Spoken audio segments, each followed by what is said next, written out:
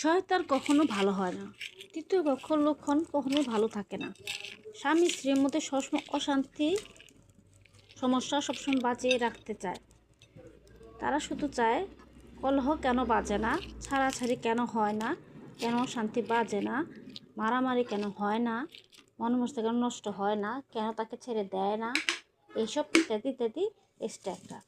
তারা মানসিকতা এত খারাপ, তারা সবসময় জটিলতা করতেই থাকে। তাদের মনের ভিতরে খারাপ, হিংসা, রাগ, ক্ষোভ সেই বউটার উপরে পড়ে। যত দোষ ওই পরিবারের বউ। তারা মনে করে ভাত কাপড়ের জন্য শ্বশুরবাড়িতে আসছে, তা খাওয়ার জন্য। আসলে না, মান সম্মানের জন্য বাপ মা বিয়ে দেয়, তাহলে রাজার মেয়েকেও কখনো বিয়ে দিত না। এই কথাটা তারা ভুলে যায়। খাওয়ার জন্য আসে, মেয়েকে খাওয়া পড়ার জন্য আসে, বাবাকে তাই খাওয়াইতে পারে না, পড়াইতে পারে না, এটা তারা সবসময় ভুলে যায়। মান সম্মানের জন্যই আসে।